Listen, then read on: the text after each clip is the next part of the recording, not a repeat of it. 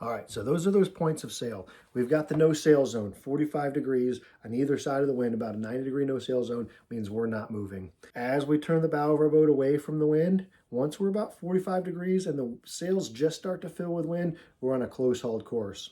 If we bear away a few more degrees, now all of a sudden we're on a close reach. The boat's going to heel over about 20 degrees, and we're going to probably pick up some pretty good speed. If we continue to bear away, we'll ease our sails out some more and we'll be on our beam reach. If we continue to bear away, we're going to be on our broad reach where we ease our sails out a little bit further. And then finally, we'll have the run. And on the run, something unique happens.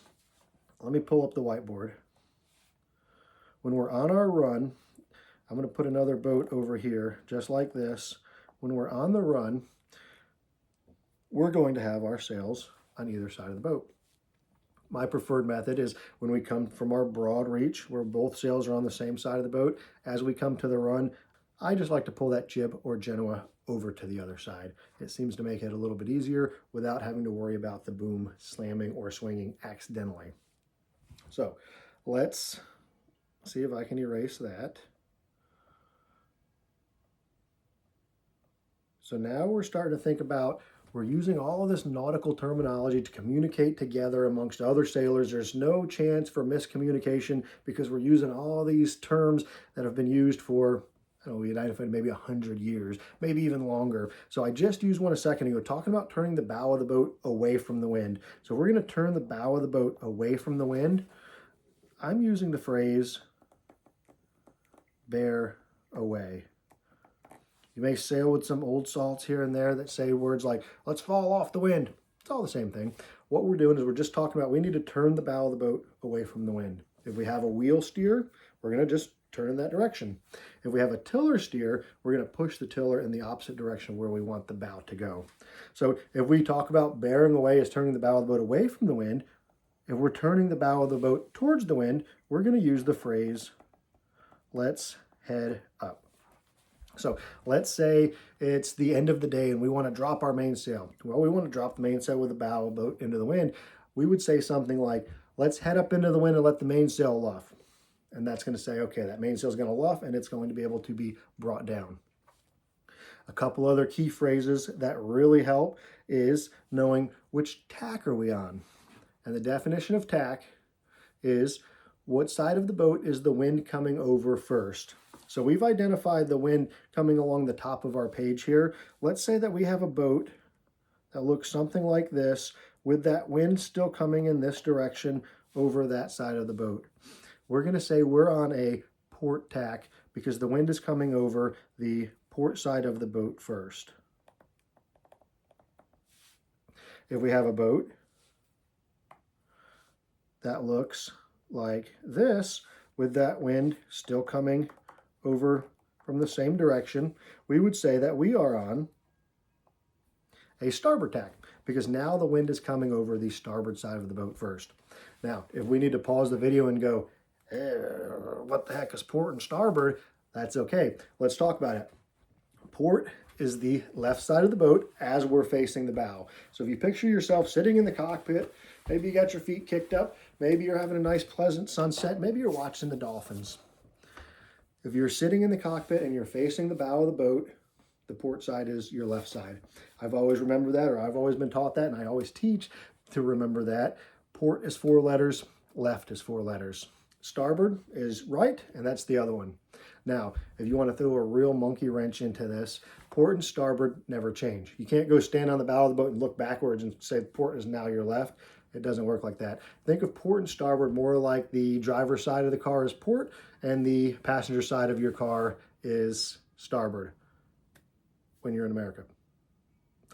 In Ireland, where we just came back from, it is opposite, so that analogy doesn't work. But for my American viewers, the driver's side is on the left, that is port, starboard is right.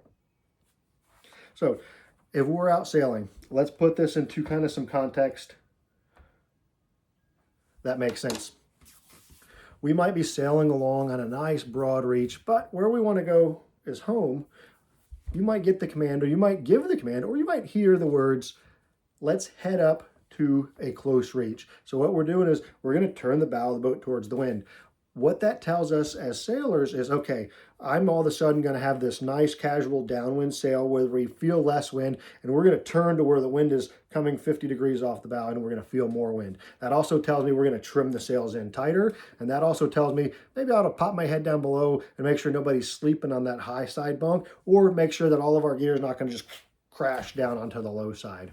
So it just starts to trigger a lot of these mental cues that we can think about. I said it last time. All of this makes a lot more sense when we get out onto the boat, but it's winter. It is currently 11 degrees outside, so we're still daydreaming about the snow melting and getting the boats back in the water. But when that happens and we're in the water and we're sailing, all of this that we're talking about is going to just be very, very clear. It's going to make a lot of sense. All right, there we have it. With that skill set and that knowledge of where do we place our sails, where's the wind coming from, what does the boat feel like? That's it. That's sailing. The more you sail, the better you get with it. We're going to get onto the boat one day, and we're going to go from the very technical side of book learning, right? We've been reading all of our books. We've been studying all these charts. We've been studying all these diagrams. And then all of a sudden, you're going to have to feel it. That's where I say we go from sailing becoming a very technical, scientific methodology into an art. When you start feeling the boat, when you start feeling the wind, when you start feeling the heel, then you can determine how to position your boat or how to position your sails, or if maybe you're slightly off course and get onto a better course. And in that essence, sailing becomes an art more than a scientific formula of how to go fast. I should start ending these with a Q&A. I don't have anybody here to ask me questions, but after teaching hundreds of students over the last 8 years now, one of the biggest questions I get on points of sail day is, how do we know which point of sail to be on? I'm going to clear my whiteboard, and we're going to look at it. I wish I had somebody here with me, because I'd say, pick where you want the wind to be coming from. So I'm going to do it. Wind, wind, wind, wind, wind, wind, wind. And let's say our boat, let's say our boat lives in a marina down here. These are all slips. And we want to sail out to an island, anchor out, dinghy to shore.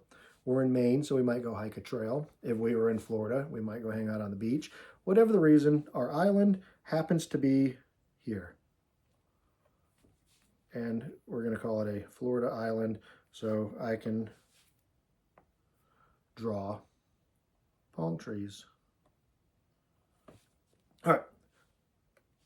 We need to get from point A to point B. So we leave our marina, and if we point our boat directly towards the island that we want to be to, the wind is directly off of our port beam. We would be on a port tack, beam reach, and our sails would be eased out in order to mirror that point of sail, and we would be able to sail all the way there without having to make a turn. Let's see if I can erase our island. What if our island was down here? Now when we leave our marina and we want to point directly towards that island, the wind is off our port quarter. So in this instance, we would be on a port tack, broad reach, and our sails are going to be eased out nice and far. That's flirting very closely with a run, because if we turn at all in this direction, now all of a sudden we're going to be on a run and need to go onto a wing-on-wing course. So that's the long-winded way of answering that question and saying, how do we know which point of sail to be on? It all depends on where you're going. The wind is usually in a pretty constant direction along the coast. If you're going from point A to point B, you're going to choose the point of sail that gets you to your destination in the amount of time that you want to get there.